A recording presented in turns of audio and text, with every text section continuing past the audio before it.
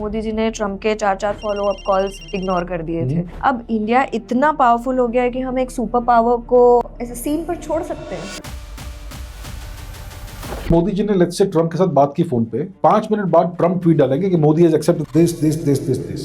Trump is a genius gaslighter, so he was trying to gaslight the world कि भाई हाँ मोदी ने accept कर दिया। मोदी ने ऐसा कुछ एक्सेप्ट नहीं किया। ट्रम्प जितने भी लोगों से मिलता है सबको ह्यूमिलिएट करता है। Really? हाँ, जेलेंस्की को देखिए क्या हुआ। You're gambling with World War III, and what you're doing is very disrespectful to the country, this country. India और चाइना एक समय ऐसा था कि हम एक ही लेवल पे थे। जी। अब आप देखिए कि चाइना कहाँ है। भारत में एक बहुत बड़ा प्रॉब्लम है कास्ट। हमारे पॉलिटिशियंस कहते हैं we want a casteless society. वो कहेंगे कि हमें कास्ट नहीं चाहिए, लेकिन कास्ट के बेसिस पर सोसाइटी को और डिवाइड करते रहेंगे। ऐसे रूल्स इंप्लीमेंट हो रहे हैं। यूजीसी में जो अभी रिसेंटली हुआ, भारत को डिवाइड कर रही है। प्रेसिडेंट मदुरो को कैप्चर भी किया गया था। This is blatant violation of international law. Venezuela का जो भी ऑयल है it will be controlled by the US, और ये भारत पर भी डेफिनेटली लागू होता है क्योंकि India is also dependent on external sources. लेकिन हमने तो ईरान के साथ भी अभी जीरो ये कर दिया है ना for oil. Clearly US is too powerful for India at this point. They can hurt us very badly in a lot of different ways. America ने पाकिस्तान का जो भी टेररिस्ट एक्टिविटीज है उसको फाइनेंस किया है, राइट? तो Pakistan is an American proxy, और 1-2 साल में ऐसा सिचुएशन हो सकता है कि यूके में अमेरिकन ट्रूप्स आ जाए। इंडिया ने रशिया के साथ नया मिसाइल रिप्लेनिशमेंट डील भी साइन किया। वेस्ट कहता है सैंक्शंस लगाओ, इंडिया कहता है हमें कोई फर्क नहीं पड़ता। ये कॉन्फिडेंस जो है ये हमें कहाँ से आता है? We have the world's largest reserves of rare earths, 90% of the rare earths of the world. तो कहीं ना कहीं हम सबको यूएस की जरूरत है ही। भारत पूरी तरह से डिपेंडेंट है on the United States. That's a big problem, and that's a big failure of the government. गिरी हुई सुपर पावर का फ्रस्ट्रेशन दिखता जा रहा है। आज चाइना भी पावरफुल है इकोनॉमिकली, और रशिया भी मिलिटरीली पावरफुल है। इंडिया भी धीरे-धीरे इमर्ज हो रहा है, and the US is not happy with this.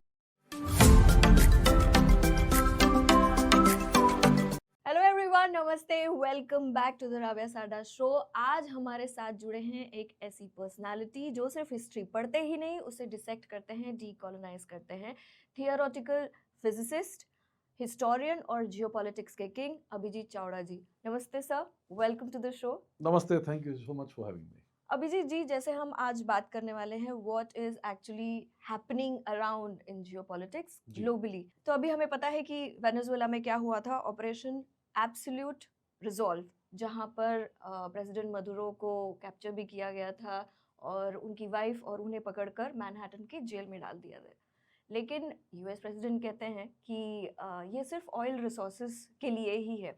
But what is actually happening? Is this like ये सिर्फ ऑयल रिसोर्सेज के लिए है कि यहाँ पर ऐसा दौर आ गया है, ऐसी डिप्लोमेसी आ रही है जहाँ पर ब्रूटल फोर्स नया इंटरनेशनल लॉ है? जी, ब्रूटल फोर्स तो हमेशा से ही इंटरनेशनल लॉ रहा है, लेकिन आज के लिए खुले में हो रहा है। It's become very open now कि force is might is right and the rule of the jungle is the rule of geopolitics. तो क्या हो रहा है कि यूएस ने रिसेंटली लास्ट ईयर एक नया नेशनल सिक्योरिटी डॉक्यूमेंट रिलीज किया था, जिसमें उन्होंने कहा था कि they are pivoting towards the western hemisphere. तो वेस्टर्न हेमिस्फीयर में वो डिफेंस करेंगे, और बहुत लोगों ने इंटरप्रेट किया था कि US is retreating into hemispheric defence and abandoning the eastern hemisphere, और एशिया और ये सब रीजन्स को अबैंडन कर रहे हैं। तो एक्चुअली क्या हो रहा है कि एक यूएस की एक पुरानी फॉरेन पॉलिसी थी जिसको कहते थे द मनरो डॉक्ट्रिन। ये 1823 में यूएस ने एस्टैब्लिश की थी, एसेंशियली उसको स्टार्ट किया था। तो मनरो डॉक्ट्रिन क्या है कि यूएस ने उस समय डिक्लेयर किया कि वेस्टर्न हेमिस्फीयर मतलब नॉर्थ अमेरिका, साउथ अमेरिका और सेंट्रल अमेरिका, यहाँ पे जितने भी राष्ट्र है वहाँ पर US will not allow any external non hemispheric power to interfere in internal affairs of this nations. Essentially उस समय यूरोपियन नेशंस पूरी दुनिया को कोलोनाइज कर रहे थे, और यूएस ने कहा कि हम किसी भी अमेरिकन नेशन में, वेस्टर्न हेमिस्फीयर के नेशन में कोलोनाइजेशन बर्दाश्त नहीं करेंगे यूरोपियंस का। तो ये मनरो डॉक्ट्रिन था। अभी ट्रम्प ने इसको रीइंस्टेट किया है मनरो डॉक्ट्रिन को। तो एसेंशियली इसका मतलब ये है कि the US will be the only power in the western hemisphere. अब ब्राजील में अगर आप देख लीजिए तो किसी का भी इंटरफेरेंस नहीं अलाउ होगा। चिले, अर्जेंटीना, मेक्सिको, सेंट्रल अमेरिका, कहीं पर भी तो हमारा ही दबदबा रहेगा, ऐसा हमारा ही रूल होगा यहाँ पे। We will be the super cop. और उसके उपरांत उन्होंने एक ट्रम्प कोरोलरी भी एस्टैब्लिश की है व्हिच सेज दैट इवन ये जो नेशंस है वेस्टर्न हेमिस्फीयर में, वो भी अगर यूएस के विरुद्ध जाएंगे, for example let's say Venezuela है, जो it is for example it wants to align with Russia and China, तो इसको ये अलाउ नहीं करेंगे, दैट सॉर्ट ऑफ थिंग। तो हम जो देख रहे हैं अभी इनके यूएस के एक्शंस इस रीजन में, वेनेजुएला में जो हुआ वो देखा हमने, ग्रीनलैंड पर भी वो अभी अपना क्लेम कर रहे हैं। तो this is the Monroe doctrine and the Trump doctrine in action. जी when it comes to Venezuela, US ने वेनेजुएला पर ये क्यों किया? उन्होंने वहां पर अपनी मिलिट्री भेजी, वहां पर श्री मदुरो जी और उनकी पत्नी को किडनैप किया और लेके गए और डाल दिया जेल में यूएस में। This is blatant violation of international law, right, completely. तो ये क्यों किया है?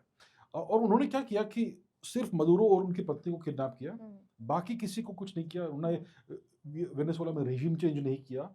वहां पर डेल्सी रोड्रिगेज जो नंबर 2-3 वो अभी प्रेसिडेंट होगी, एक्टिंग प्रेसिडेंट और whatever, and the government is essentially intact minus the president. तो यूएस ने ऐसा क्यों किया? अगर उनको रेजिम चेंज करना होता तो उनको बहुत सारा अपना रिसोर्सेज का एक्सपेंडिचर करना पड़ता। They would have had to set the military, जो वेनेजुएला की मिलिट्री उनसे उनके साथ फाइट करना पड़ता। फिर मे बी पब्लिक भी जो वेनेजुएला की है वो भी रेजिस्ट करती शायद। तो ये बहुत ही डिफिकल्ट चीज ही हो गया ना। तो इन्होंने क्या किया कि मदुरो को निकाल दिया और शायद कुछ डील हुआ होगा with the top leadership in Venezuela, maybe in the maybe the top politicians और शायद top military people के साथ उन्होंने कुछ डील किया होगा, maybe कुछ पैसा दिया होगा potentially। ये speculation है, obviously we don't know, ये सब publish नहीं होगा, लेकिन most likely ऐसा कुछ हुआ होगा, so that Venezuela will now act as per US demands। तो अभी क्या होगा कि वेनेजुएला का जो भी ऑयल है, about 65% उनका जो ऑयल था वो चाइना को जा रहा था। अब ये नहीं होगा, राइट।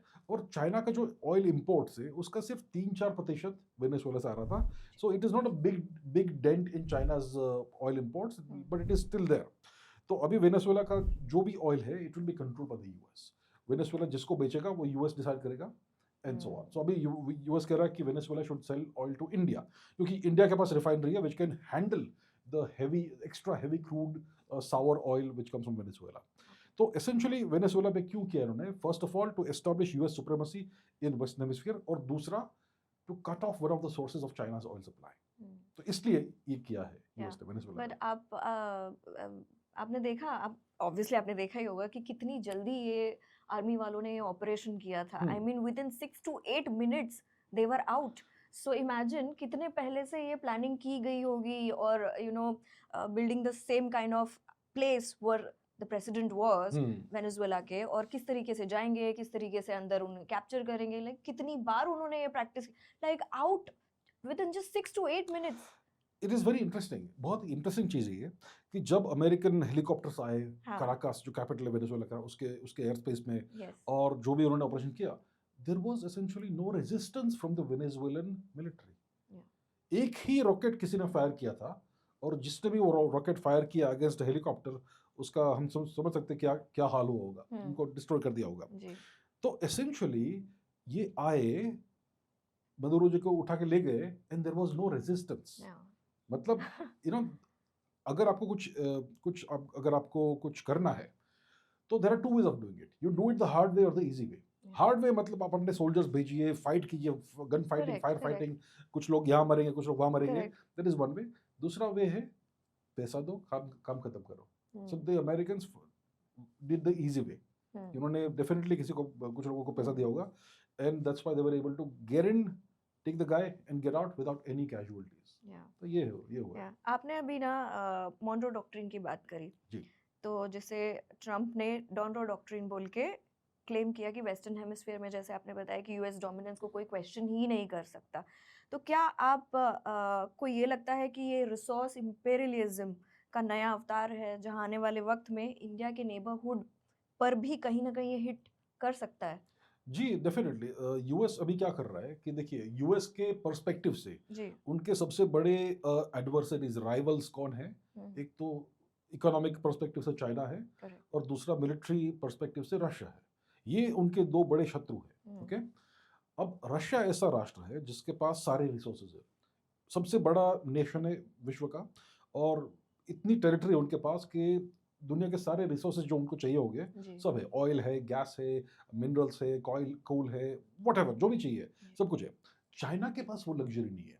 चाइना अभी भी काफ़ी हद तक एक्सटर्नल एनर्जी सोर्सेज पर डिपेंडेंट है। फॉर एग्जांपल ऑयल जो सबसे बड़ा आपका रिसोर्स है फॉर एनर्जी, अबाउट 15 से 20% ईरान से आता है। चाइना का ऑयल 15 से 20% उनका इंपोर्ट होता है साउदी अरेबिया से, यूएई से होता है, नाइजीरिया से होता है, बहुत बहुत नेशन से होता है।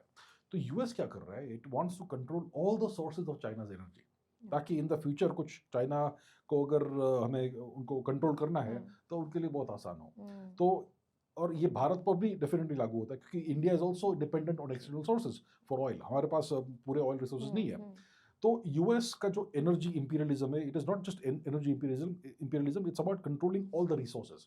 दुनिया के जितने भी जियोपॉलिटिकल और जियोग्राफिकल चोक पॉइंट्स है, for example straight of Hormuz, straight of Bab Al मंदेब, straight of Malacca, इन सब के ऊपर वो अपना मिलिट्री कंट्रोल करना चाहते हैं, और डेफिनेटली उनका है military control to a large extent on the states. और वो सारे जो ट्रेड राउट्स है उनके ऊपर कंट्रोल करना चाहते हैं, सारे शिपिंग लेन से उनके ऊपर कंट्रोल करना चाहते हैं, और जितने भी मेजर रिसोर्सेज है, क्रिटिकल मिनरल्स जो है, उनके ऊपर कंट्रोल करना चाहते हैं। अभी प्रॉब्लम क्या है कि चाइना कंट्रोल्स 95% रफली of the rare earth minerals which are critical to high technology items. आपके सेल फोन है, आपके लैपटॉप्स है, आपके सेमीकंडक्टर चिप्स जो भी है, उसमें जो रेयर अर्थ्स चाहते हैं वो सब 95% चाइना कंट्रोल करता है। So that is a big advantage China has over the US. तो यूएस कहता है कि भाई हम सारा का सारा एनर्जी कंट्रोल करेंगे। If China has this leverage over us, we will have that leverage over China. और इसीलिए they want to go after Iran also possibly, जो हमारे ही नेबरहुड में है। करेक्ट, लेकिन हमने तो ईरान के साथ भी अभी जीरो ये कर दिया है ना फॉर ऑयल। जी, आई मीन व्हाई? हाँ, why? Because US pressurised India to do this. देखिए 2010 के आसपास तक I mean we were friends before, और अब एकदम जीरो करने से देखिए जियोपॉलिटिक्स में कोई मित्रता नहीं है। There are no friends in geopolitics. देखिए I tell you, until about 2010, 2010 के आसपास तक भारत अबाउट 10% अपना ऑयल वेनेजुएला से खरीद रहा था, और यूएस ने प्रेशर डाला और बोला कि आप बंद कीजिए, तो हमने बंद कर दिया। अब हम काफी सारा ऑयल और गैस ईरान से भी ले रहे थे, यूएस ने प्रेशर डाला, हमको वो बंद करना पड़ा। अभी हमारे पास चाबहार पोर्ट था जो हम ऑपरेट कर रहे थे ईरान में, उसमें भी यूएस ने प्रेशर डाला, हम उसमें से भी निकल गए। तो clearly US is too powerful for India at this point. It's too powerful. It can hurt. अगर हम ये सब नहीं करेंगे, they can hurt us very badly in a lot of different ways. So we have to do जो US कहता है। Okay, इसका मतलब ये नहीं कि हम सॉवरेन नहीं है, हम सॉवरेन है, लेकिन हमारे ऊपर कंस्ट्रेंट्स है। हम इतने पावरफुल नहीं जितने चाइना और रशिया है।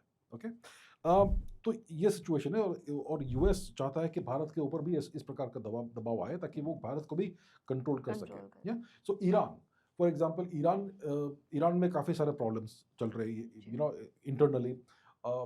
यूएस ने इतने सैंक्शंस डाले हैं ईरान पे कि उनका पूरा इकोनॉमी बर्बाद हो गया है। वो उन्होंने वेनेजुएला के साथ भी किया, क्यूबा के साथ भी किया। तो ईरान का इकोनॉमी बहुत ही बुरी परिस्थिति में है। और क्या होता है कि अगर आपका इकोनॉमिक सिचुएशन खराब होता है तो लोग फ्रस्ट्रेट हो जाते हैं, लोग दुखी होते हैं, and they will only blame there government. उनको दिखेगा नहीं कहीं पर भी हो, किसी भी कंट्री में हो। जी, तो लोग बहुत फ्रस्ट्रेटेड है। और दूसरी बात यह है कि ईरान का जो गवर्नमेंट है, it is an Islamic government, जिन्होंने शरिया लॉ डाल रखा है ईरान के ऊपर।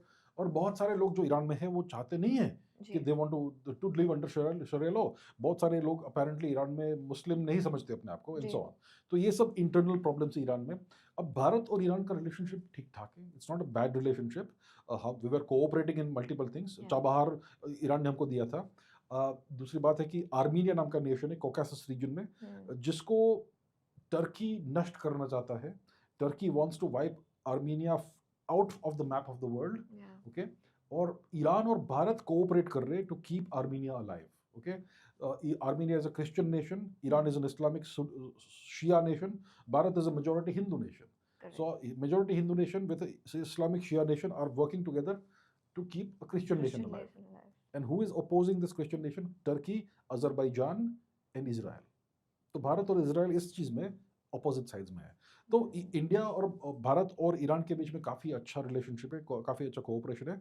दूसरी बात ये आती है कि ईरान और पाकिस्तान शत्रु है, they are enemies. Iran Pakistan को एज अ टेररिस्ट नेशन देखता है, the same with we see Pakistan. और 1-2 साल पहले ईरान और पाकिस्तान के बीच में मिसाइल एक्सचेंज हुआ था, because Iran said that Pakistan is sending terrorists into Iranian territory. तो Iran because of this also हमारे साथ में है, बिकॉज हमारा एक कॉमन एनिमी है पाकिस्तान। पाकिस्तान अभी एक अमेरिकन एसेट है। अमेरिका ने पाकिस्तान का जो भी टेररिस्ट एक्टिविटीज है उसको फाइनेंस किया है from the 1980s onwards against India, right? तो Pakistan is an American proxy against India, also against Iran. अगर ईरान में रजीम चेंज होता है और एक प्रो यूएस गवर्नमेंट आती है तो सोचिए कि सिचुएशन क्या होगा भारत के लिए। हमारे वेस्ट में पाकिस्तान है, पाकिस्तान के वेस्ट में सुपर पाकिस्तान आ जाएगा। ओके, जब 1965 में भारत और पाकिस्तान का युद्ध हुआ था तो भारत ने अपना एयर डोमिनेंस एस्टेब्लिश किया था पाकिस्तान के ऊपर। तो पाकिस्तान ने सारे के सारे फाइटर जेट्स जो थे उन्होंने उड़ाकर ईरान में बिठा दिए ताकि भारत उनको नष्ट नहीं कर सके। And Iran gave Pakistan the permission कि आप हमारे यहाँ अपने फाइटर जेट्स बिठा दीजिए। So Iran was pro Pakistan in 1965, also in 1971। आज फिर क्या हुआ, 1979 में इस्लामिक रेवोल्यूशन हुआ and the current government came to power, और तब से भारत और ईरान का दूसरा रिलेशनशिप है which is independent of the US. तो अगर ईरान में रजीम चेंज होता है तो it will become very strongly pro Pakistan, it will become a US asset. और एक दो साल में ऐसा सिचुएशन हो सकता है कि पीओके में अमेरिकन ट्रूप्स आ जाए। ऐसा भी हो सकता है पीओके में, पाकिस्तान ऑक्युपाइड कश्मीर में अमेरिकन ट्रूप्स मिलेंगे आपको, ऐसा भी हो सकता है। So it is not good for India कि ईरान में रजीम चेंज हो। मैं बिल्कुल I sympathise with the people of Iran कि वो अपना सेल्फ डिटर्मिनेशन करना चाहते होंगे, वो रिलीजियस फ्रीडम चाहते होंगे कि we don't want to practise so and so religion or whatever, may be they want to convert to what Zoroastrianism, Christianity, whatever, ये उनका पर्सनल मामला है। एंड लेकिन ये अगर होता है रेजिम चेंज तो Iran will become an anti India nation, pro Pakistan, pro US nation. वो हमारे लिए geopolitically it is bad, civilisationally it is good for Iran, but geopolitically it is bad for India. So that is the situation. But sir आपने देखा कि majority जो tourism, जैसे आपने Azerbaijan और टर्की की बात करी, मेजॉरिटी टूरिज्म वहाँ इंडिया से ही जाता है, क्योंकि हमारे लोग they are not aware of Turkey जो है nation, it is very strongly pro Pakistan and very strongly anti India. India, it is like Western Asian version of Pakistan. Turkey ने भी बहुत बुरे काम किए। टर्की, अगर आप देखिए, हर राष्ट्र का हिस्ट्री होता है। India has history, Iran has history, Turkey doesn't have history. Turkey has a criminal record. उनका हिस्ट्री नहीं है, उनका क्रिमिनल रिकॉर्ड है। उन्होंने आर्मीनिया के साथ जो किया है from the 19th century onwards, at least 3 waves of Armenian genocide. Okay, 1915 में उन्होंने आर्मीनियंस को ख़त्म करने की फाइनल कोशिश की थी, वो नाकाम हुई, बट आर्मीनिया के साथ बहुत बुरे अत्याचार किए। ऑटोमन एम्पायर ने क्या क्या बुरे काम नहीं किए। ओके, सो टर्की का एसेंशियल, और फिर even after the 1940s Turkey ने कुर्दिश लोगों के साथ क्या अत्याचार किए। उन्होंने साइप्रस के ऊपर आक्रमण किया और आधा साइप्रस खा लिया। Turkey is like a terrorist nation. हाँ, so Turkey is basically, as you said, there is no history. It's a criminal record. उनका हिस्ट्री जो है वो क्रिमिनल रिकॉर्ड है, पूरा क्रिमिनल हिस्ट्री उनका। So that is the kind of nation Turkey is. It is very strongly anti-India. Azerbaijan उनका ही चेला है। अजरबैजान के लोग भी टर्किक लोग हैं, टर्किक भाषा बोलते हैं, अजरी भाषा, वो टर्किक भाषा है। तो टर्की क्या करना चाहता है? It wants to create a pan-Turan corridor. Turan क्या है? Turan नाम का एक mythical region है, which is all the Turkic nations together. जो तुर्क लोग हैं, जो टर्की में रहते हैं, उनको अगर आज देखोगे आप, they look like Europeans mostly, right? उनके white skin होती है, कभी भी blue eyes, all that. लेकिन जो ओरिजिनल तुर्क लोग थे, they look like Mongolians, they look like the people from Kazakhstan. तो आज तुर्क ऐसे कैसे हो गए? How did they become Europeanised? तो क्या हुआ था कि जब श्री चिंगिस खान जी ने अपना एक्सपांशन किया था, ओके, एम्पायर का, तो उस सेंट्रल एशिया रीजन में जो टर्क थे, जो तुर्क लोग थे ओरिजिनल, एक दो और तुर्क का नाम बोलो, बाबर, जहीरुद्दीन बाबर, जलालुद्दीन अकबर, ये सब तुर्क थे। ओके, तो जब श्री चिंगिस खान ने एक्सपांशन किया एम्पायर का, तो तुर्क भागकर वेस्टवर्ड्स गए और फिर कॉकेसस रीजन के थ्रू आकर वो आज का जो एनाटोलिया रीजन है टर्की का, वहाँ पर उन्होंने आक्रमण करना शुरू किया। और फिर वहाँ पे उन्होंने कब्जा किया। और उनका एक बहुत ही कल्चरल प्रैक्टिस था ब्राइड किडनैपिंग।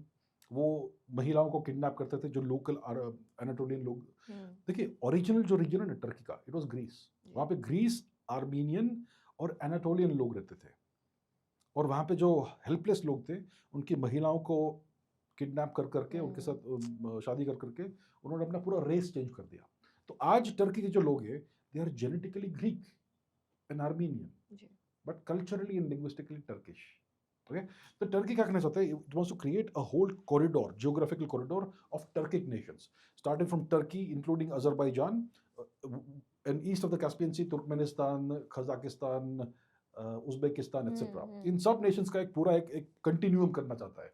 इसमें एक ही प्रॉब्लम है, बीच में आर्मीनिया खड़ा है, छोटा सा नेशन, तो उसको वो मैप से निकालना चाहते हैं। And that is the situation. So Turkey essentially is like a Western Asian version of Pakistan. जी सर, अभी जो वेनेजुएला में हम बात कर रहे थे, लोग इसे इंटरनेशनल वैंडलिज्म भी कहते हैं।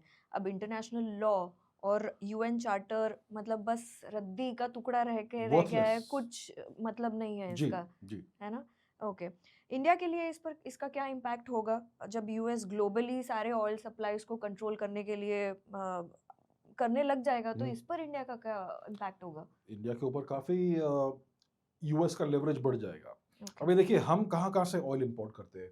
एक तो हम सऊदी से करते हैं, दूसरा हम यूएई से करते हैं, और भी कुछ सोर्सेज है, लेकिन मेजर एक चंक है रशियन ऑयल। रशिया से हम बहुत सारा ऑयल खरीदते हैं। यूएस चाहता है हम बंद कर दिए, ताकि सारा का सारा ऑयल जो हमारे पास आए वो उनके थ्रू आए। बीच में तो वो कह भी रहे थे ना कि बंद कर दिया मेरे कहने पर, लेकिन हमने ट्रम्प जी ने तो अनाउंस कर दिया जी, ट्रम्प ने अनाउंस कर दिया भाई, मोदी जी ने मान लिया, मेरी बात मान दी, हाँ अभी बंद हो जाएगा। अरे ये ट्रम्प का प्रेशर टैक्टिक है, इट्स कॉल्ड गैसलाइटिंग। कुछ हुआ नहीं है, लेकिन वो बोल रहे कि हो गया। अजीब तरीके की गैसलाइटिंग है। Trump is a genius gaslighter, okay, he is a serial gaslighter. So he was trying to gaslight the world कि भाई हाँ मोदी ने एक्सेप्ट कर दिया है। मोदी ने ऐसा कुछ एक्सेप्ट नहीं किया है। तो यूएस चाहता है कि भाई हम अपना रशिया का ऑयल जो इंपोर्ट कर रहे हैं वो बंद कर दें, ताकि जितने भी हमारे ऑयल के सोर्सेज है वो सब यूएस कंट्रोल में आ जाए। I mean US control sources हो, for example Saudi Arabia etcetera etcetera.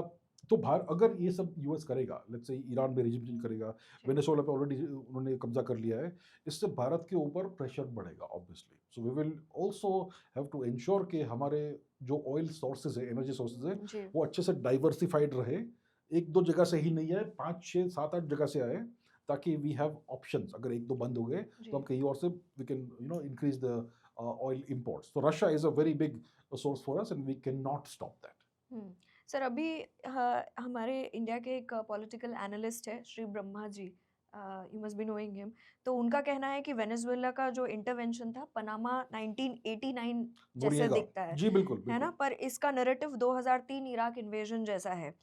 तो अब हर उस देश को यूएस निशाना बनाना चाहेगा या बना रहा है, जो उनके अमेरिका फर्स्ट एजेंडा के बीच में अड़ंगा डाल रहे हैं, ऐसे होगा?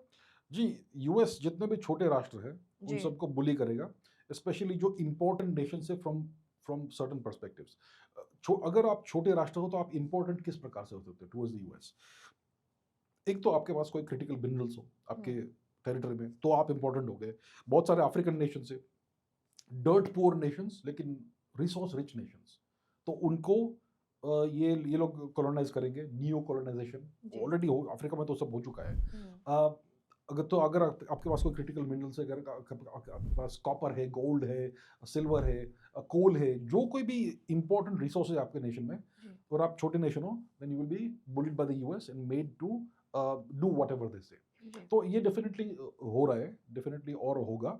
और कैसे ऐसे नेशन से, बहुत सारे छोटे छोटे नेशन से, they are all essentially controlled either directly or indirectly by the US or by Western nations. जी, तो अभी जैसे इंडिया यूएस ट्रेड वॉर में सभी ने देखा कि मोदी जी ने एक स्ट्रैटेजिक साइलेंस वाला मोड अपना लिया था, और इसी की वजह से टैरिफ्स जो है वो 50% से लेके 18% तक आ गए। पर ट्रम्प का क्लेम है कि उनके कहने पर उन्होंने रशिया को, हमने जो अभी बात करी है ना, कि ऑयल खरीदना या देना बंद कर दिया। क्या ये सच है कि जो गैस लाइटिंग वाली बात हम कर रहे थे, थोड़ा सा अगर हम उसके बारे में और बात कर सके इन डिटेल की, how he plays with the countries? जी, ट्रम्प एसेंशियली बिजनेसमैन है, okay, he has been a businessman for the longest time. Manhattan और न्यूयॉर्क एरिया में वो रियल एस्टेट डेवलपर रहे हैं, और उन्होंने बहुत सारे डील्स किए। उन्होंने बुक भी लिखी है, the art of the deal, I am the greatest deal maker in the world and so on.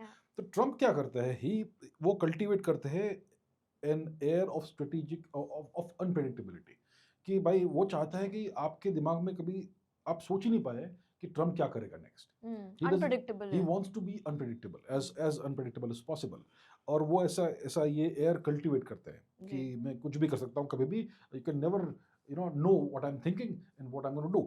लेकिन अगर आप उनके एक्शंस को एनालाइज करेंगे तो उसमें क्लियर पैटर्न्स दिखते हैं। He is not trying to destabilise the world, he is trying to reshape the world order. क्या हुआ था कि एक so called rules based world order था कई दशकों से, एसेंशियली सिंस 1945, तब से ये जो यूएस ने जो वर्ल्ड ऑर्डर किया था उसके कुछ पहलू थे। एक तो था the US dollar was the world's reserve currency, okay, वो फोर्सिबली इम्पोज किया गया था वर्ल्ड के ऊपर। दूसरा, यूएस मिलिट्री पूरे दुनिया में फैली हुई है, उनके राष्ट्र के टेरिटरी के बाहर more than 800 military bases America के हैं अराउंड द वर्ल्ड। 130 जापान में है 1945 के बाद से, 100 से अधिक साउथ कोरिया में है और बहुत सारे अलग अलग जगह पे है। तो इस मिलिट्री डिप्लॉयमेंट के थ्रू वो अपना रूल्स बेस्ड वर्ल्ड ऑर्डर को एनफोर्स करते हैं। What rules? They decide the rules today, tomorrow, कल रूल बदल जाएगा, दे डिसाइड। तो ये था उनका, और उसमें पूरा क्या था कि फ्री एंड फेयर ट्रेड की बात थी एंड सो ऑन। फिर क्या हुआ कि चाइना को यूएस ने काफ़ी प्रोत्साहन दिया। चाइना और रशिया के बीच में 1969 में ऑलमोस्ट युद्ध हो गया था यूएसएसआर के बीच में, और यूएसएसआर ने डिसाइड किया था वी विल न्यूक चाइना, और यूएस बीच में आ गया कि उनको मालूम पड़ गया, तो उन्होंने कहा कि अगर आप न्यूक करोगे चाइना को तो हम आपको न्यूक करेंगे। तो चाइना बच गया, और तब से चाइना धीरे धीरे अमेरिका के ऑर्बिट में आने लगा। That's what America thought. तो अमेरिका ने चाइना को जितना भी मैन्युफैक्चरिंग था यूएस का वो चाइना को धीरे धीरे देने लगे, वो उससे चाइना की इकोनॉमी बढ़ गई। So America essentially aided and abetted the rise, economic rise of China. और यूएस ने सोचा था कि अगर चाइना इकोनॉमिकली स्ट्रॉन्ग हो जाएगा तो वो डेमोक्रेटिक नेशन बन जाएगा। There was a bad miscalculation. China became the opposite. China became a mirror image of the US without the military might, only the economic might. वो मिलिट्री माइट भी बड़ा रहे लेकिन उनका कोई पावर प्रोजेक्शन कैपेबिलिटीज नहीं है।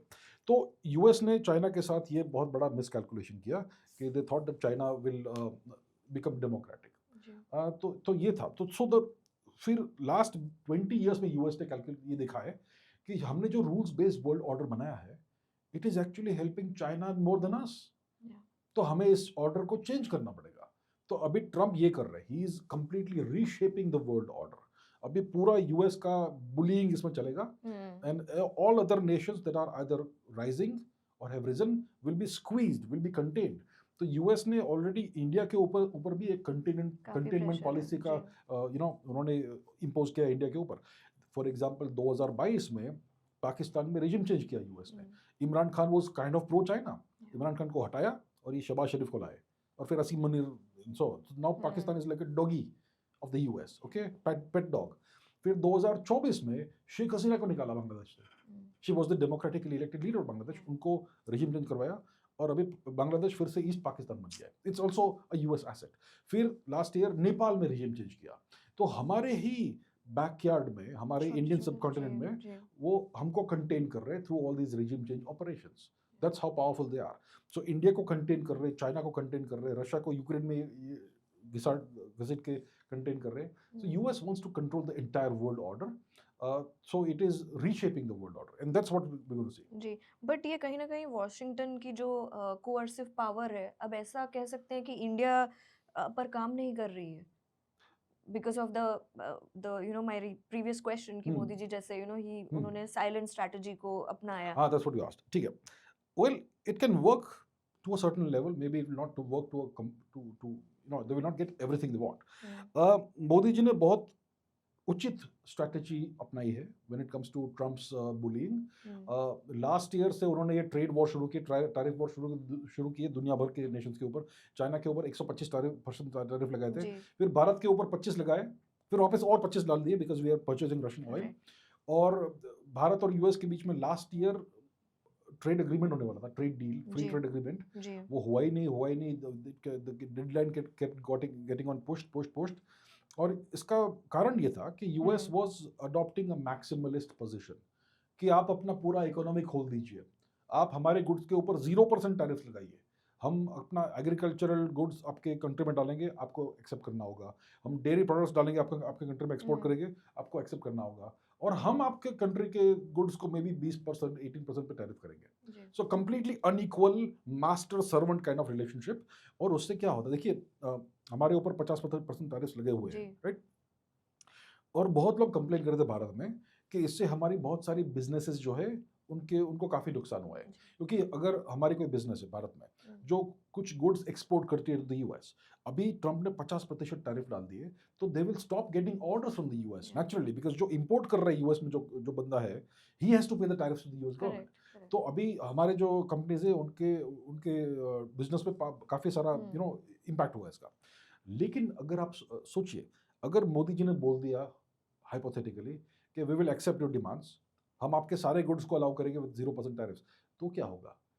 हमारी सारी बिजनेसेस नष्ट हो जाएगी, क्योंकि यूएस का जितना भी माल है सब इंडिया में आएगा विद 0% टैरिफ्स, और it will flood the Indian market. And obviously American goods are better quality than Indian goods. Anytime. So it will price everything out of existence. सारे के सारे Indian industries बंद हो जाएंगे. India will become a East India Company kind of situation all over again. तो मोदी जी ने सही approach लिया है. He has not caved into the American pressure. और ट्रेड जो नेगोशिएशंस चल रहे थे वो चलते रहे, और फिर क्या हुआ कि यूएस ने ये जो इंडिया के ऊपर दबाव रखा था वही दबाव उन्होंने यूरोप पे भी लगा रखा था. तो फिर क्या हो गया कि यूरोप आ गया इंडिया में और बोला कि चलो भाई फ्री ट्रेड एग्रीमेंट करते हैं. तो India and Europe, EU made a free trade agreement. उसके कुछ दिन बाद ट्रम्प बोलता हाँ now we also need something, तो उसने अनाउंस कर दिया. ट्रम्प ने अनाउंस किया है कि भाई फ्री ट्रेड एग्रीमेंट हो गया, ये वो 18% reciprocal tariffs, India will do 0% tariffs and US will impose 18% tariffs, once again unequal. Once again unequal, and India will stop buying Russian oil. तो उसने announcement कर दिया है, but actually अभी तक कोई agreement sign नहीं हुआ है. We were continuing. So we will continue the negotiations. It has to be a free and it has to be a fair agreement. So it is still अभी भी negotiations चल रहे हैं. So India ने जो policy अपनाई है to be restrained and to wait for the Americans to give a better bargain, that is the right approach. So definitely उसमें इंडिया सक्सेसफुल रहा है. लेकिन फ्रॉम अदर पर्सपेक्टिव्स भारत पूरा सबकॉन्टिनेंट में जो रेजिम चेंज किए अमेरिका ने उसमें हम विफल हुए, and that is not our fault. The US is too powerful. जी सर, लेकिन अब ये मेरा क्वेश्चन जो है, I know it is not related to what is happening in US और व्हाट इज़ हैपनिंग एनीवेयर. एक पर्सनल क्वेश्चन जो हमेशा दिमाग में आता है कि इंडिया और चाइना एक समय ऐसा था कि हम एक ही लेवल पे थे, है ना, लेकिन अब आप देखिए कि चाइना कहाँ है और इंडिया कहाँ पर है. Why this? I mean, why this difference? Why are we not? I know we are developing, still we are developing, but ये कब तक चलता रहेगा? हम उस रेस में ना आगे जा ही नहीं रहे. तो इसका कारण क्या है, राइट? देखिए लगभग 1990 के आसपास, ओके लेट्स से 1990, तब भारत और चाइना का जीडीपी रफली सेम लेवल पर था, राइट? और फिर देखिए चाइना का rise, economic rise 8%, 10%, 12% per year growth हो रहा है उनका, और हम सिर्फ जाति पे लड़ते रहते हैं और हम यहाँ पे अटके हुए हैं. ठीक है, हमारा भी ग्रोथ हो रहा है, but nothing compare to what the Chinese achieved. इसके कारण क्या है? पहली बात ये है कि China is a dictatorship. China में एम्परर है, शी जिनपिंग जो है, he is not the president, he is the emperor of China. वो जो कहते हैं वो इमीडिएटली लागू होता है. It is implemented immediately across China without any resistance. Bharat में अगर प्राइम मिनिस्टर कोई है, अगर वो कुछ पॉलिसी इंप्लीमेंट करना चाहते हैं, स्टेट्स मना करेंगे बहुत सारे कि हम जिन भी स्टेट्स में दूसरा गवर्नमेंट है, दूसरे पार्टी का गवर्नमेंट है, वो मना करेंगे, हम इसको इंप्लीमेंट नहीं करेंगे, हमको कुछ और चाहिए, हमको ये चाहिए वो चाहिए. तो हमारी एक एक्चुअल डेमोक्रेसी है, it's a chaotic democracy. There is too much federalism, the centre is too weak, it can not implement policies uniformly across the country, and the states have too much power in certain cases. और बहुत सारे हमारा political system ऐसा है कि बहुत सारे political parties, I am not taking any names first of all, लेकिन बहुत सारे political parties will oppose the government just because it's a different party, even though it is in the interest of the nation, फिर भी वो नहीं करेंगे. तो ये एक सिचुएशन है, ये एक इश्यू है भारत में. दूसरा भारत में ये है कि well one of the alleged problems is corruption, right? Allegedly पूरा सिस्टम भारत का करप्शन के ऊपर रन होता है. और करप्शन मतलब हर चीज में एक हिडन टैक्स होता है अलेजेडली. तो अगर हर चीज में हिडन टैक्सेस अलेजेडली है, तो कहाँ से कोई प्रॉफिट करेगा? कहाँ से, how will any business prosper, how will the economy prosper, right? तो ये प्रॉब्लम है. दूसरा है कि भारत में बहुत लो स्टैंडर्ड्स है. अगर आप बाहर जाएंगे किसी भी सिटी में, जरा ट्रैफिक देखिए, is anybody enforcing the laws, traffic rules? Nobody is enforcing anything. हर जगह गंदगी है, हर जगह कचरा है. Because the entire state government machinery is used for something else, not for making the nation better. बहुत सारे issues है. भारत में merit को respect नहीं करते. हमारी education system, it's one of the most rotten systems in the world.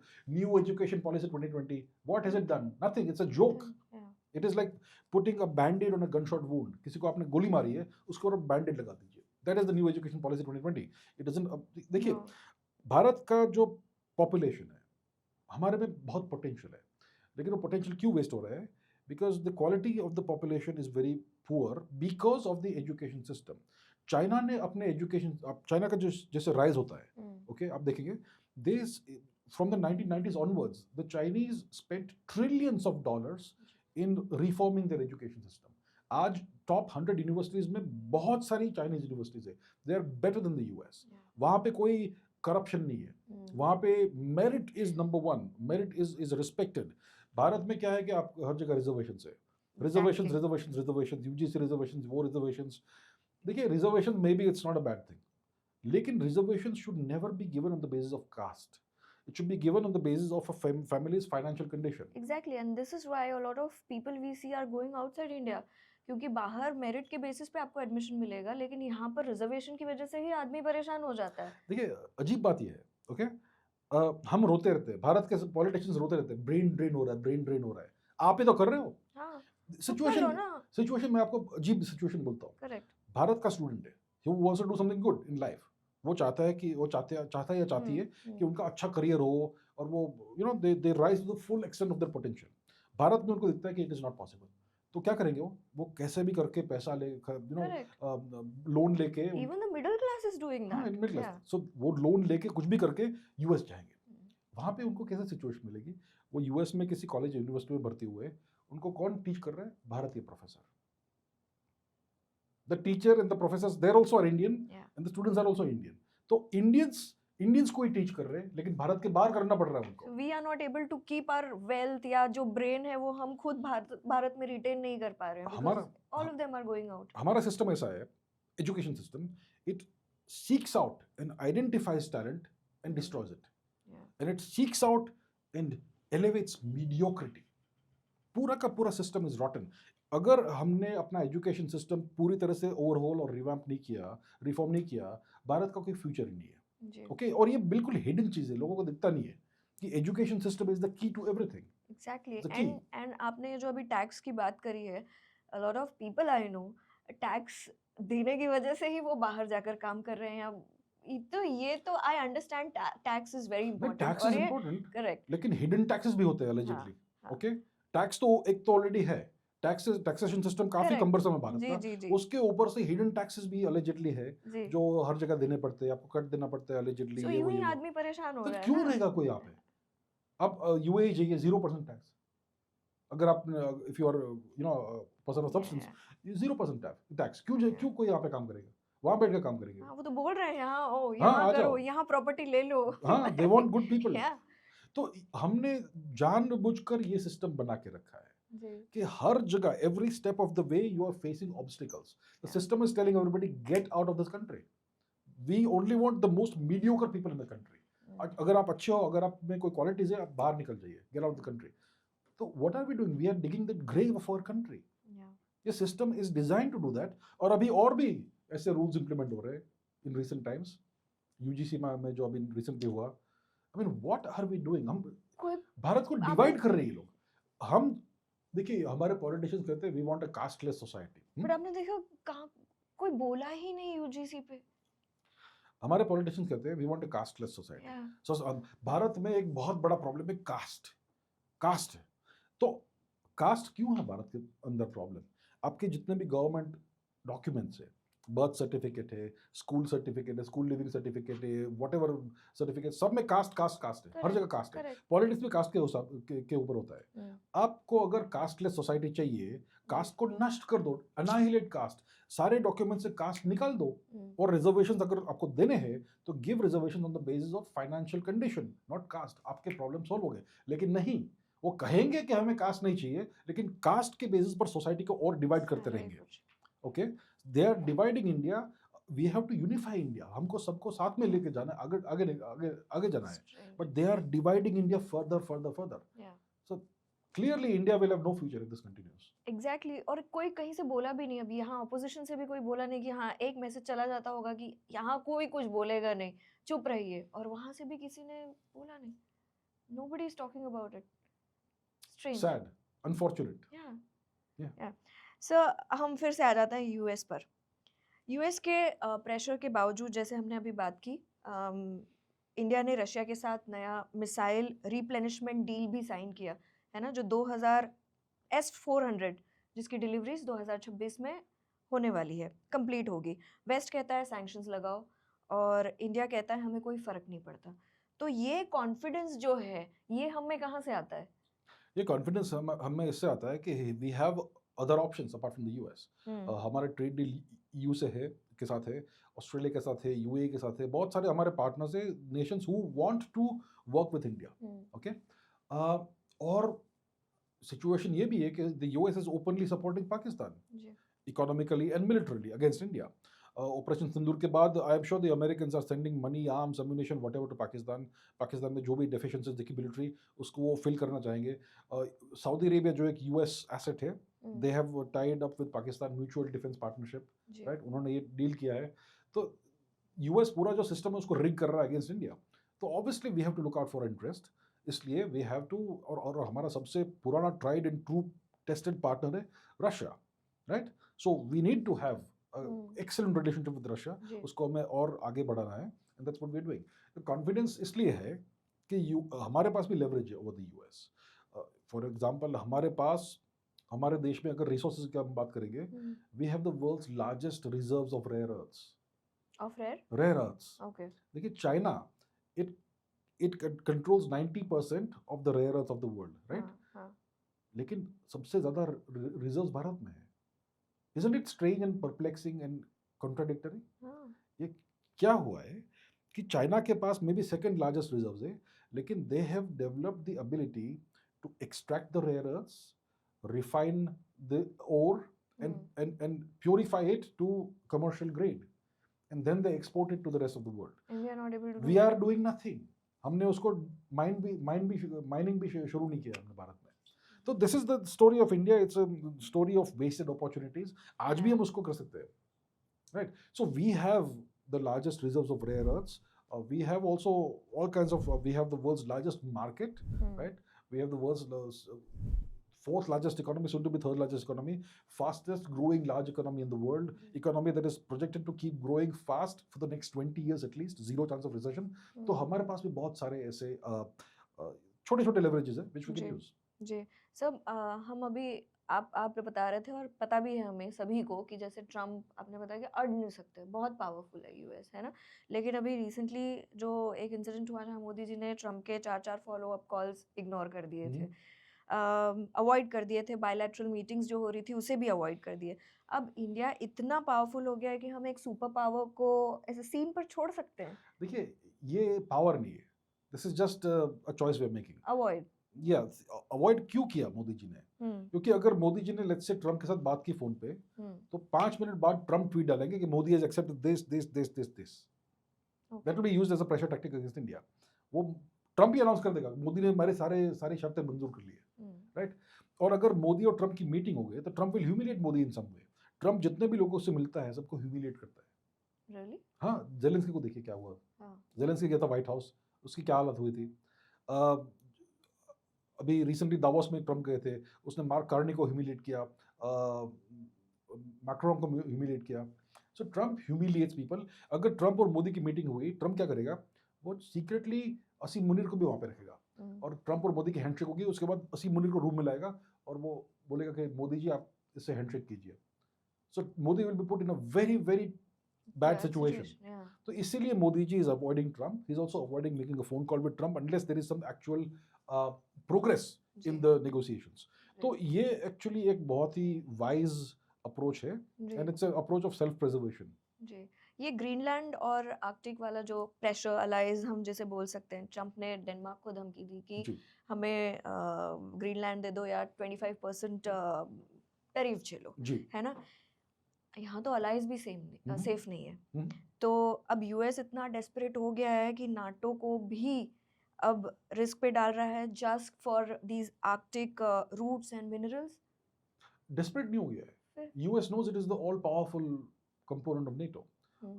NATO का सबसे बड़ा राष्ट्र और सबसे पावरफुल ताकतवर राष्ट्र है यूएस, राइट। और यूएस ने, जैसे हमने शुरुआत में डिस्कस किया था, मनरो डॉक्ट्रिन उन्होंने इंप्लीमेंट किए। 90% ग्रीनलैंड वेस्टर्न हेमिस्फीयर में है। तो द यूएस विल से कि भाई आप यूरोपियंस कौन होते हो ग्रीनलैंड के ऊपर कब्जा करने वाले, हमारे हाथ में होना चाहिए वो, डेनमार्क का कौन सा हिस्टोरिकल क्लेम है ग्रीनलैंड के ऊपर? 200 साल 300 साल पहले कुछ बोट्स भेजे थे उन्होंने वहाँ पे, दैट्स इट। वो एक उनका क्लेम हो गया। तो यूएस कह रहा है कि we can also send boats, we can occupy the whole of Greenland. अगर हमने अपनी आर्मी भेजी ग्रीनलैंड में, डेनमार्क क्या कर लेगा? 2-4 कुत्ते भेजेगा, दैट्स इट। तो यूएस कह रहा है कि Denmark, the European nations have no actual claim on Greenland, और ट्रम्प चाहता है कि भाई he should be remembered as the greatest, biggest, baddest president of the US. और कितने प्रेसिडेंट थे यूएस के जिन्होंने यूएस की टेरिटरी बढ़ाई है? So he wants to be remembered for that also. और दूसरी बात ये है कि ग्रीनलैंड में बहुत, फर्स्ट ऑफ ऑल अगर आप मैप देखोगे विश्व का नॉर्थ पोल से, तो आपको दिखेगा कि Greenland is actually between Russia and North America, बीच में है। अगर रशिया से हाइपोथेटिकली मिसाइल लॉन्च हुए टुवर्ड्स अमेरिका, सबसे पहले दिखेगा ग्रीनलैंड से, ओके।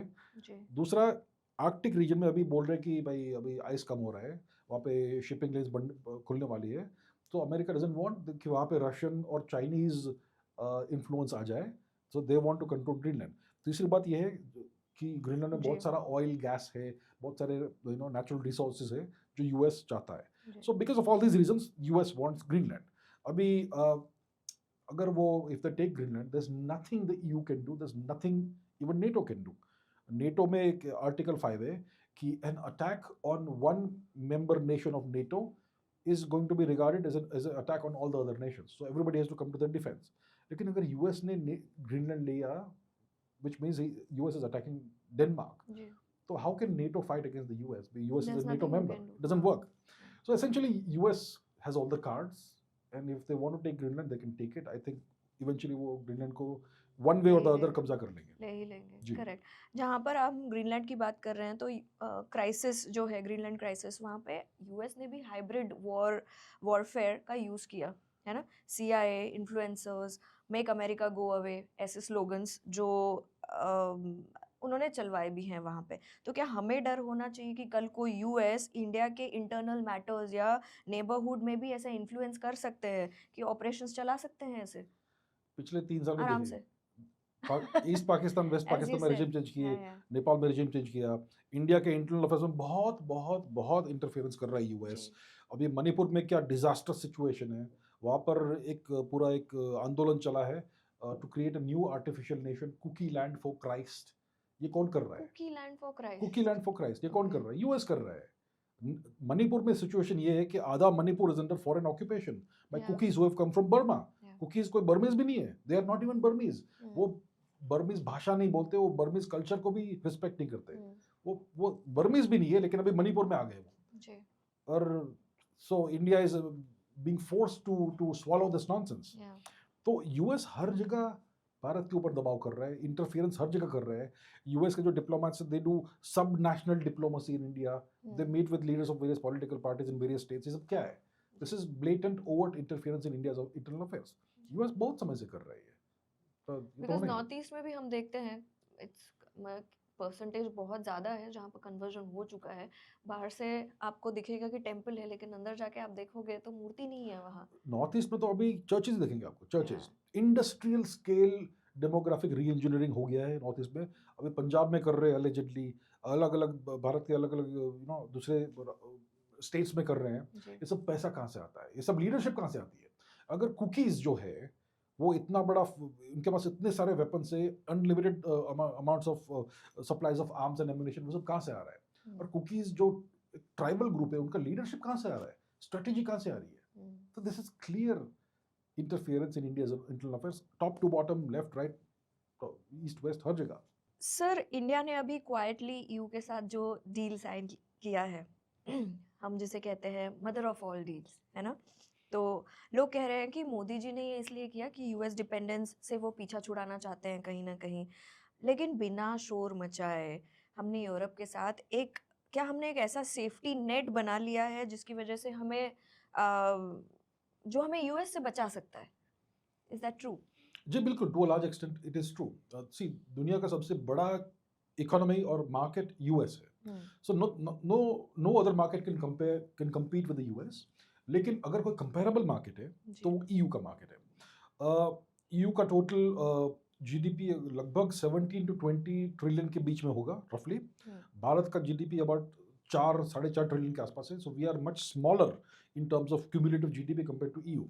लेकिन भारत के पास बहुत बड़ा मार्केट है and the EU wants access to the Indian market, और India's economy is growing, so they want to be tied to this growing economy. तो इससे क्या हो रहा है इस डील से कि भारत के 1.4 बिलियन लोग पॉपुलेशन है, यूरोप का 450 मिलियन है, तो लगभग 2 बिलियन ऑलमोस्ट लोग एक कॉमन मार्केट में अब आ जाएंगे। So which is gonna be great for India as well as the EU. Bharat के बहुत सारे प्रोडक्ट्स यूएस नहीं जा रहे हैं because of the tariffs. Now we can export that to the EU nations and EU will also have the ability to export to India. जो हम अब तक जो गुड्स एक्सपोर्ट कर रहे थे ईयू को, उसमें जो टैरिफ लाइंस थी उसमें लगभग 90% टैरिफ लाइंस को जीरो कर दिया है। So about 90% of the goods will have zero tariffs, which we are exporting to the EU. EU जो export कर रहा था भारत में, उसमें लगभग 86% of goods will now have zero tariffs, and the rest will have preferential tariffs. But sir, EU से जो export हो रहे थे goods, वो उसमें क्या क्या आता है यहाँ पर? तो कौन सा market capture करेंगे वो? देखिए, for example, automobiles. भारत में BMWs का बहुत डिमांड है, बहुत सारे ऐसे, बट भारत में इम्पोर्ट ड्यूटी मतलब टैरिफ इतने ज़्यादा होता है कि अगर 20 लाख की लेट्स से हाइपोथेटिकली गाड़ी है, आपको 40 लाख में मिलेगी यहाँ पे, या फिर 45 लाख में मिलेगी for the actual may be 20-25 lakh.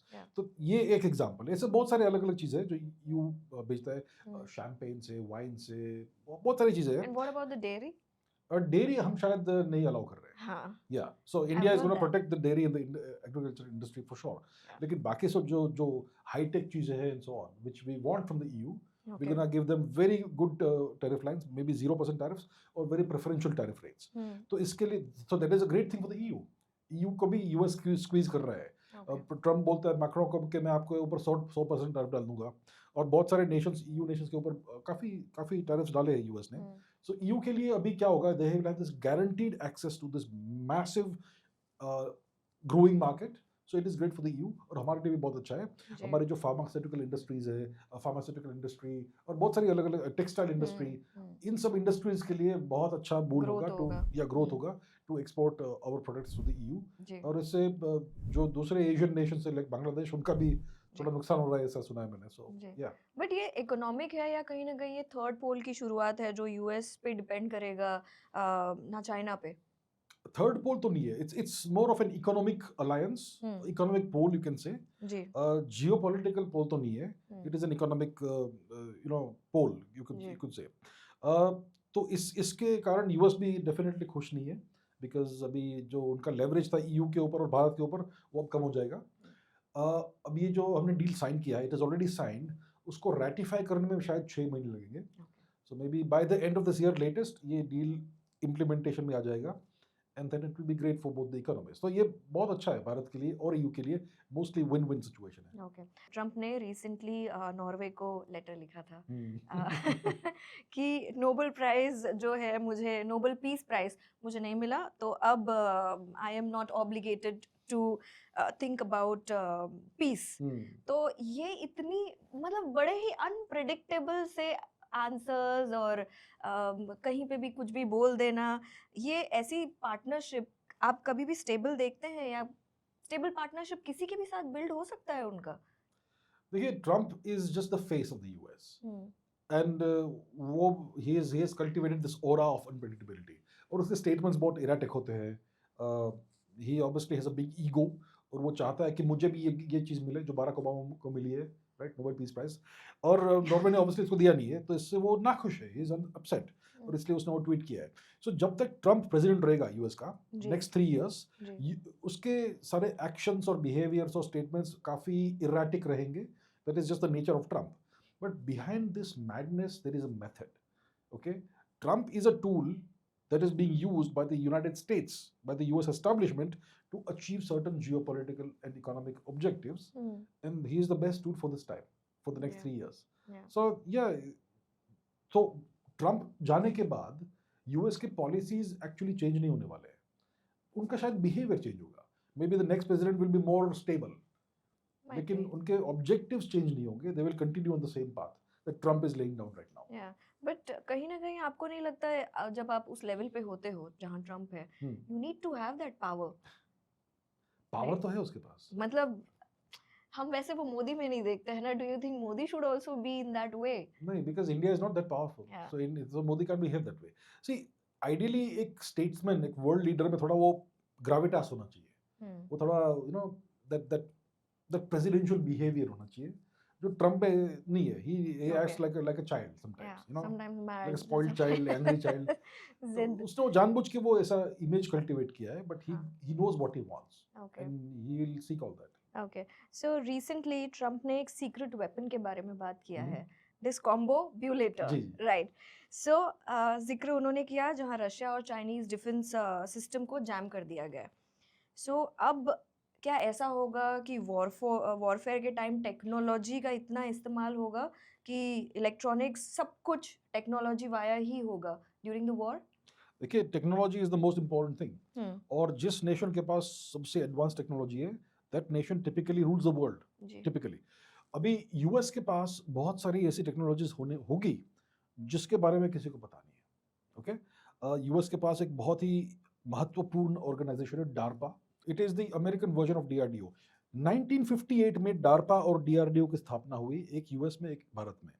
And DARPA has given the US the most advance technologies. Stealth technology उन्होंने डेवलप की. इंटरनेट भी उन्होंने डेवलप की थी. ओके. And so on. और बहुत सारी ऐसी टेक्नोलॉजीज होगी यूएस के पास आज जो नेक्स्ट 20-30 ईयर्स तक डिस्क्लोज नहीं होगी. So these technology that DARPA develops, they are typically 20-30 years ahead of the time. उनके पास शायद यूएफओ जैसे वाहन होंगे, क्या पता. राइट. सो डेफिनेटली यूएस के पास ऐसी वेपन्स है जो किसी के सोच में भी नहीं आ सकते. And maybe some of these weapons were used during the Venezuela invasion, perhaps. Okay. Discombobulator. Do you know about these weapons? नहीं, मुझे कैसे पता होगा? नहीं, I'm just asking. I can imagine कैसे weapons हो सकते हैं उनके पास. उनके पास space weapons होंगे, उनके पास directed energy weapons होंगे, like laser is a direct. That's what I'm asking. कि किस तरीके के हो सकते हैं उनके पास weapons? हाँ, so space based weapons होंगे, directed energy weapons, maybe laser, maybe infrared, maybe something else. Discombobulator is a sonic weapon apparently, जो साउंड से ही आदमी को नष्ट कर दे, बॉडी को पूरा डिसइंटीग्रेट कर दे. उनके पास अंडर सी वेपन्स होंगे, you know, autonomous AI equipped drones, may be micro drones, may be other kinds of drones. One can imagine, I mean, you know, science fiction अगर आप इमेजिन कर सकते हैं. करेक्ट. अच्छा सर, मुझे ये बताइए कि इंडिया को स्विंग पावर भी कहा जा रहा है. ओके. है ना, और वाइल्ड कार्ड कहा जा रहा है. हम किसी ऐसे ना दुश्मनी ले रहे हैं, हम किसी की साइड भी नहीं ले रहे हैं, पर ये न्यूट्रलिटी क्या हमें काम आएगी? इसकी वजह से दोनों तरफ से हम बना के रख पाएंगे, दुश्मन से भी और दोस्त से भी, because we are neutral somewhere. बहुत सारे लोग कहते हैं कि Bharat is non aligned, right. ये नेहरू जी के समय की पॉलिसी है, non alignment. Actually today Bharat is not non aligned, Bharat is multi aligned. Bharat का अभी फॉरेन पॉलिसी ये है कि हम सबके साथ दोस्ती करना चाहते हैं, हम सबके साथ कुछ ना कुछ एंगेजमेंट करना चाहते हैं, which is mutually beneficial, whether it is economic engagement, military engagement, strategic engagement, जो भी है. हम ग्रीस से भी अच्छी रिलेशनशिप करेंगे, हम रशिया से भी करेंगे, साउथ कोरिया से भी करेंगे, यूएस से भी करेंगे, ईयू से भी करेंगे, सबसे करेंगे. So that is India's strategy right now. और वेस्टर्न कमेंटेटर्स, अमेरिकन कमेंटेटर्स भारत को स्विंग स्टेट कहते हैं. वो कह रहे हैं कि भारत अभी जहाँ पे भी उनका इंटरेस्ट है, भारत का कुछ हो रहा है, उनका मिल रहा है कुछ, वहाँ पे जाके वो बैठ जाते हैं. What is wrong with that? The Americans have also done the same thing. अभी भारत एक मिडिल पावर है. भारत एक ग्रेट पावर नहीं है, सुपर पावर नहीं है. सुपर पावर एक ही है विश्व में, यूएस. दो ग्रेट पावर से, रशिया और China. And Bharat is kind of an aspiring great power, right now middle power. Bharat में इतनी अभी हार्ड पावर नहीं है कि वो अपना पोल बना के खड़ा हो जाए. So Bharat is doing the right thing by aligning with wherever the interests lie. हम कहते हैं कि अगर चीन के साथ भी अगर हमारे रिश्ते अच्छे हो सकते हैं, we would like that also. हम सबसे दोस्ती करना चाहते हैं. So that is the right approach. Correct. That is the right approach. But a lot of times हम देखेंगे कि भारत में ही भारतीय will not support. वो यही बोलेंगे कि देखिए आज यहाँ ट्रैवल कर रहे हैं तो कल वहाँ ट्रैवल कर रहे हैं. क्यों नहीं? हाँ. बट ये बोलते रहेंगे, ऐसी वीडियोस बनाएंगे कि पैसा कहाँ जा रहा है, पैसा इनकी टूरिज्म पे जा रहा है, सबसे मिलते जा रहे हैं. So people don't understand that. Yeah. जी. एक न्यूक्लियर रिस्क की अगर हम बात करें, रिसेंटली एक नई ट्रीटी हम देखते हैं, स्टार्ट ऑफ ट्रीटी जो हम देखते हैं, जो एक्सपायर हो रही है. डेकेड्स में पहली बार कोई न्यूक्लियर लिमिट्स नहीं रहेगी, है ना. Are we entering the most dangerous era of human history where even a small conflict can go nuclear? Oh, definitely it's a very dangerous era. देखिए, सबसे भयानक वेपन जो विश्व में है वो है न्यूक्लियर वेपन, और एक न्यूक्लियर वेपन से डेफिनेटली एक पूरा सिटी जा सकता है। जी लेकिन अगर किसी राष्ट्र के पास 5000 है न्यूक्लियर वॉरहेड्स, और दूसरे नेशन के पास भी 5000 है, यूएस के पास अबाउट 5000 समथिंग है, और रशिया के पास थोड़े अधिक है यूएस से, जी ओके। और चाइना के पास कहते हैं कि 600 न्यूक्लियर वेपन्स है, भारत के पास 150, I don't know whatever the number is. या ऑब्वियसली ये सब ऑफिशियल फिगर्स नहीं है, we will Correct. Never disclose what our actual Correct. Thing is. लेकिन अगर दो ऐसे नेशंस है, यूएस और रशिया, 5000 है, और उनके बीच में एक भी न्यूक्लियर एक्सचेंज हो गया, if one nation by mistake launches a nuclear missile, तो ऑटोमेटिकली रिस्पॉन्स आएगा विद अ मैसिव स्ट्राइक, 500 जाएंगे। जी अभी 500 उड़े यहाँ से, ये भी 500-600 निकालेंगे, then the world is going to be destroyed, guaranteed destruction. इसको कहते हैं म्यूचुअली अश्योर्ड डिस्ट्रक्शन। जी और यूएस का पॉलिसी है कि अगर यूएस नष्ट होने वाला है तो पूरे विश्व को नष्ट कर नष्ट देंगे। कर देगा। तो this is the most dangerous period of time in human history. अभी जो स्टार्ट ट्रीटी जो भी था वो एक्सपायर हो रहा है, which means there are no limits, no caps on the number of nuclear weapons now. तो मतलब both nations can go back to 20,000 nuclear warheads. अभी तो 5000 के आसपास है यूएस और रशिया के बीच में, but in the past you had a situation where US had 20,000, US had 25,000 Yeah. Nuclear warheads. तो और भारत और चाइना के बीच में भी आर्म्स रेस हो सकता है, न्यूक्लियर रेस हो Correct. सकता है। अगर उनके पास 600 है, अगर हमारे पास हाइपोथेटिकली सिर्फ 150 है, तो क्या तो करोगे? That is not good balance. हमें भी 600 होने चाहिए, चाइना तो 1000 करना चाहता है। तो इंडिया के लिए कितना खतरनाक है? डेफिनेटली खतरनाक है। अब देखिए एसेंशियली क्या है कि क्योंकि बियॉन्ड अ पॉइंट बाकी चाइना और पाकिस्तान तो एक्सपैंड कर रहे हैं अपने न्यूक्लियर साइट्स। पाकिस्तान के जो न्यूक्लियर डिटरेंट जो है वो हम्म। मेरे एस्टिमेशन में मोस्ट लाइकली अमेरिकन वॉरहेड्स है, जो अमेरिका ने पाकिस्तान को लोन पे दिए हैं, जी right. So that is to be used only against India और to be used to threaten India. लेकिन अगर चाइना एक्सपांड कर रहा है और पाकिस्तान के पास अमेरिकन लेट्स से वॉरहेड्स है, तो भारत को ऑब्वियसली अपनी न्यूक्लियर कैपेबिलिटीज प्रोपोर्शन में रखनी होगी ताकि we can take care of both the threats. जी तो भारत के पास भी आई वुड से 500-600 तो होंगे इस समय, जी you know? So everybody is getting into the arms race, which makes the world a very dangerous place. One small mistake, miscalculation can destroy the world. जी जी। सर जैसे वेनेजुएला में force, Greenland में pressure, India में defiance, US dominance जो है वो violently ख़त्म नहीं हो रही है लेकिन कहीं ना कहीं बाईपास हो रही है। So is the world learning to operate without America's pressure? Venezuela और ग्रीनलैंड में जो यूएस ने किया वो कहीं ना कहीं आपको लगता है कि एक गिरी हुई सुपर पावर का फ्रस्ट्रेशन दिखता जा रहा है? हाँ, सो ये प्रश्न ये है कि is the US declining super power, yes और इस डिक्लाइन से क्या वो फ्रस्ट्रेट हो रहे हैं इसलिए ये सब कर रहे हैं? हाँ यूएस, अगर आप सिर्फ यूएस को आइसोलेशन में देखेंगे, जी उनकी जो कैपेबिलिटीज है आज उसको देखेंगे, the US is at the peak of its power historically. जी इतना पावरफुल कभी यूएस रहा नहीं है। अगर उनके जो आज जो टेक्नोलॉजीज उनके पास उसको देखेंगे, उनकी अगर मिलिट्री पावर प्रोजेक्शन कैपेबिलिटीज है through the hundreds of military bases, ये सब अगर आप देखेंगे तो US has never been this powerful. लेकिन प्रॉब्लम ये है कि 1990 में सिर्फ यूएस पावरफुल था और कोई पावरफुल था ही नहीं। आज चाइना भी पावरफुल है इकोनॉमिकली और रशिया भी मिलिट्रीली पावरफुल है, इंडिया भी धीरे धीरे इमर्ज हो रहा है। So today relative power US का कम हुआ है, okay, and the US is not happy with this. वो नहीं चाहता कि कोई भी पावर दूसरा हो जो उनको पोटेंशियली चैलेंज कर सके। China is definitely an economic challenger to the US. Russia is a military challenger to the US. 20 साल में भारत भी इकोनॉमिक मिलिट्री चैलेंजर बन सकता है। सो यूएस नहीं चाहता कि ये सब हो, वो चाहता है कि हर सभी को वो सप्रेस करके रखे।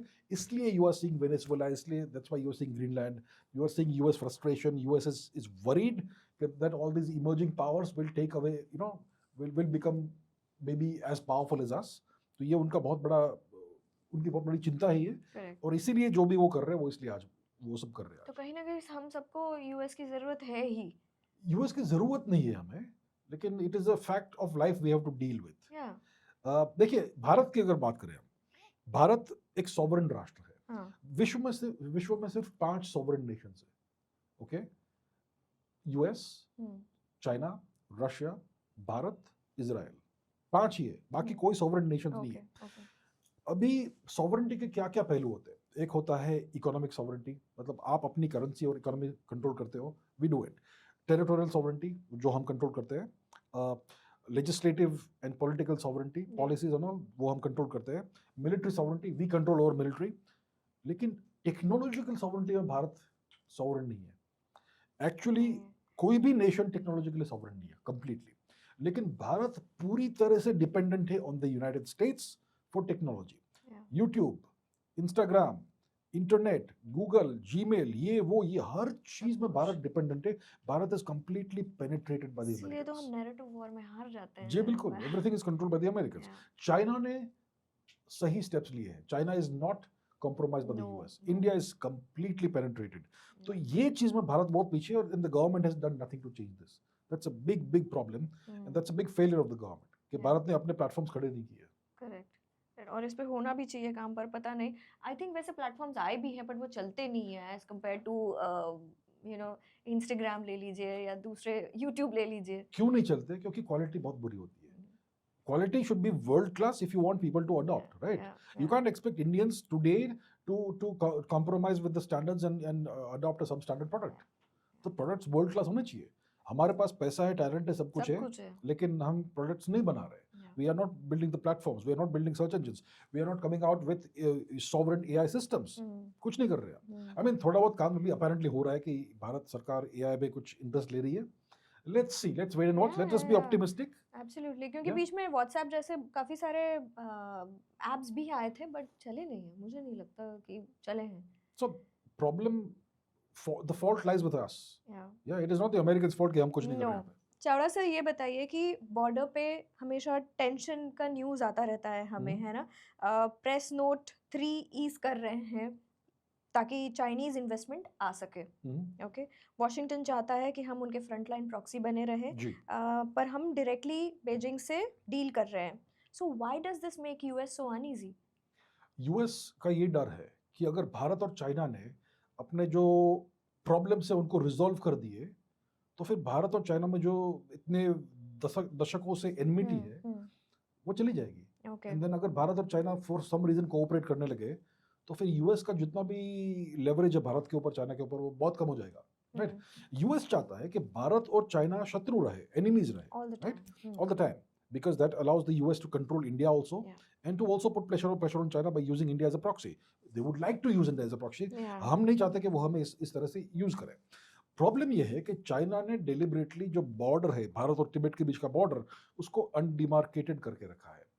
They have not agreed to a demarcation of the border. तो पूरा border undefined है, and they use that as a pressure tactic on India कि हम कहीं पे भी incursion कर देंगे, गलवान जैसा issue होगा and so on.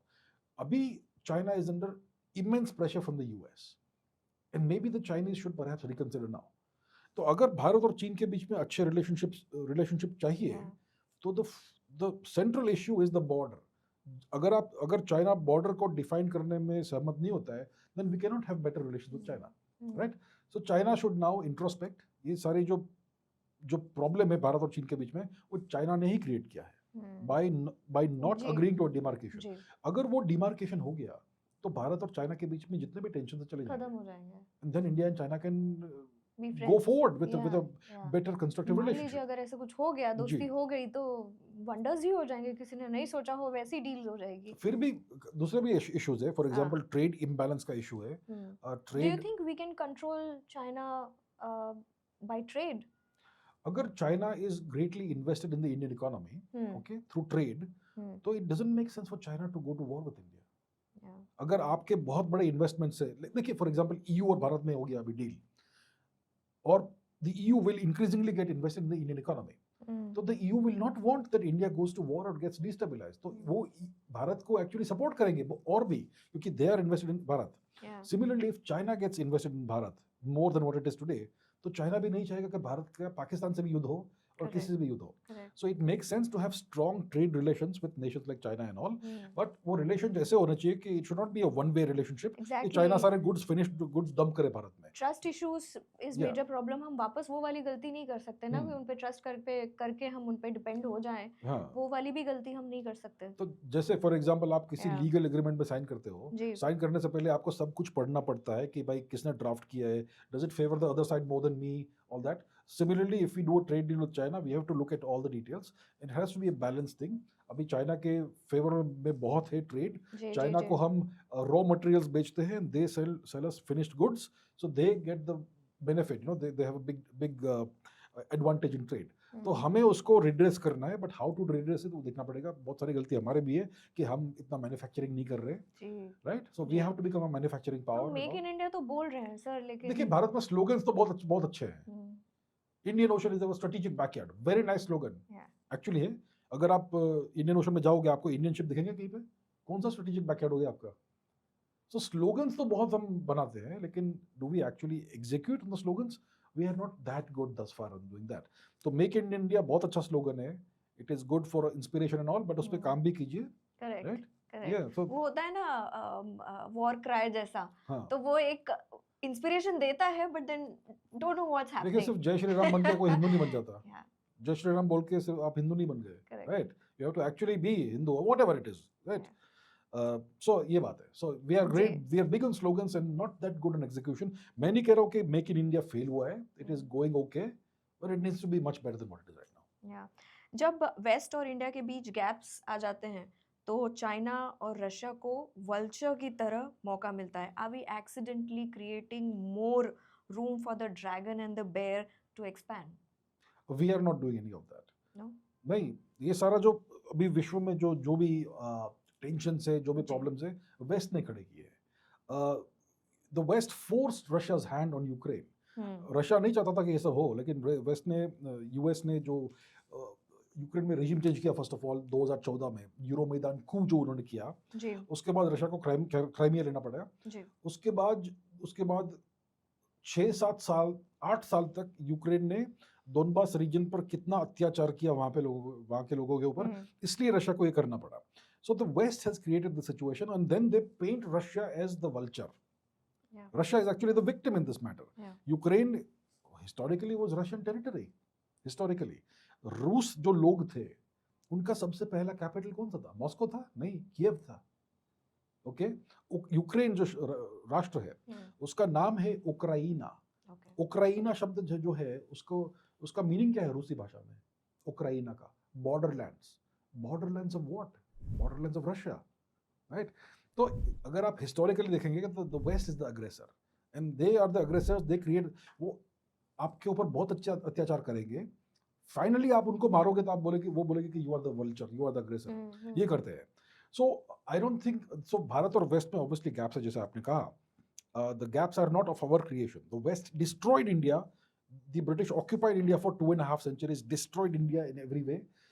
And today we are trying to rise again. We are rising again. और उससे West खुश नहीं है, right? And that's why there are various kinds of issues between India and the West. That doesn't make China or Russia vultures. China भी rise कर रहा है. China wants to rise. China भी एक imperial power है. China भी चाहता है कि वो पूरे विश्व पे राज करे.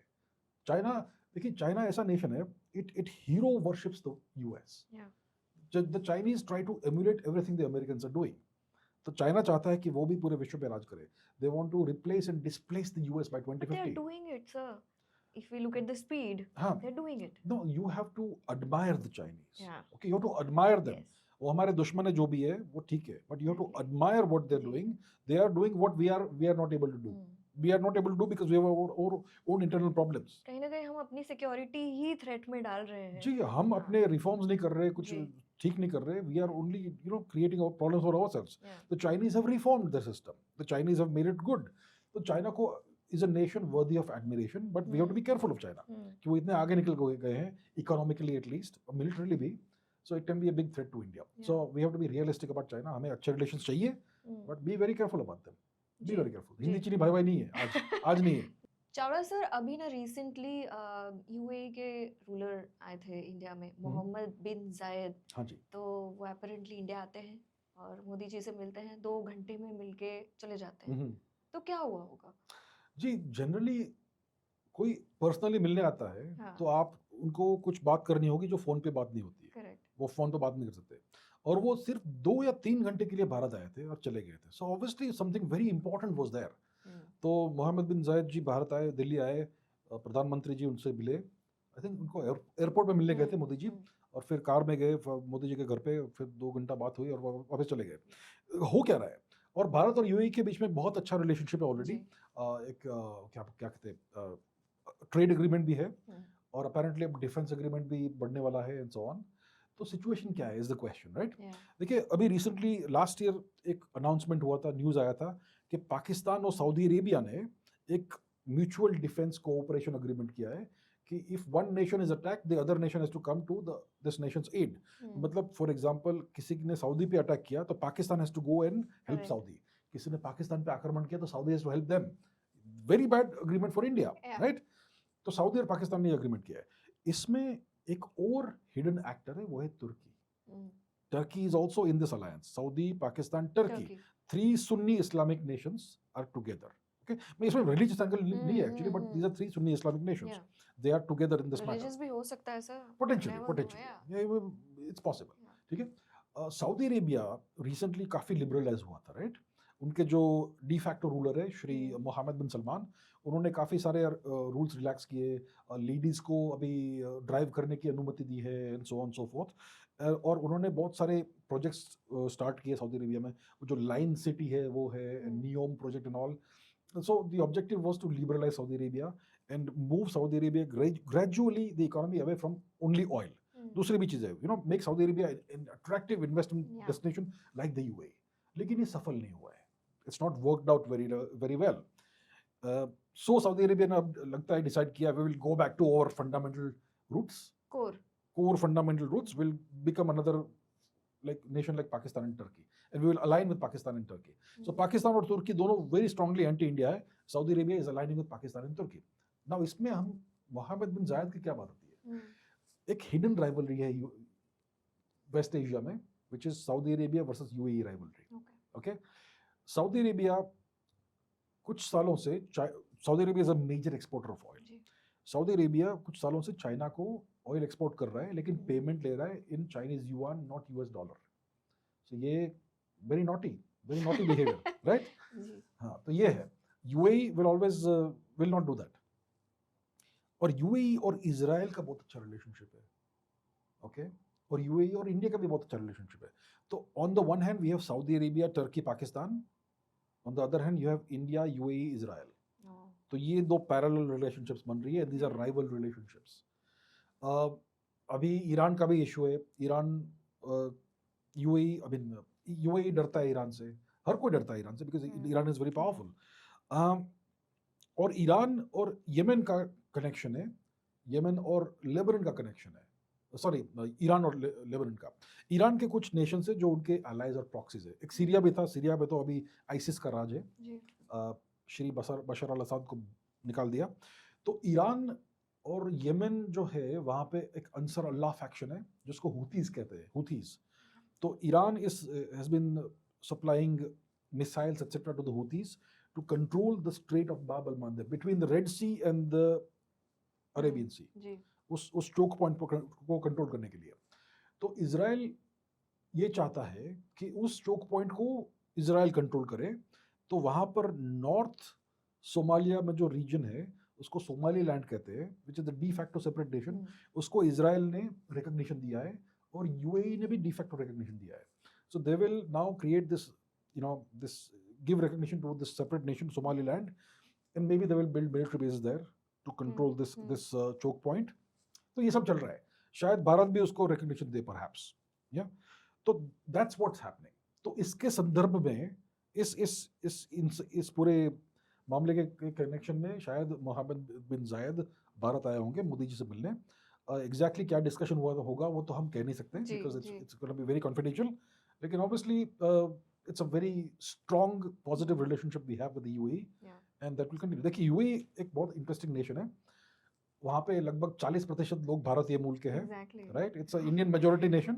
Too many people have golden visas also. हाँ जी। So वहाँ पे जो भारतीय है वो सिटीजन्स नहीं है, but they are long term residents, like 10 year residents or whatever. And UAE is a very secular nation. वहाँ पे भारतीय हिंदू मंदिर भी है, अभी रिसेंटली बाप्स का मंदिर बना है 1-2 साल पहले, and so on. So very good relationship we have with the UAE, and I think it will continue. Yeah, Absolutely. So I think thank you so much, sir. We had a fantastic conversation, and audience को भी अच्छा लगा होगा. It's an honor to have you on the show. Thank you so and much for having me. It was a pleasure. know from you whatever is happening around. आपने जिस तरीके से वो कहते हैं ना layer by layer dissect किया है कि जो हो रहा है geopolitically. So it was amazing and honor to have you on the show. Thank you so much. Thank for you so having me. much. Thank sir. you. Ji.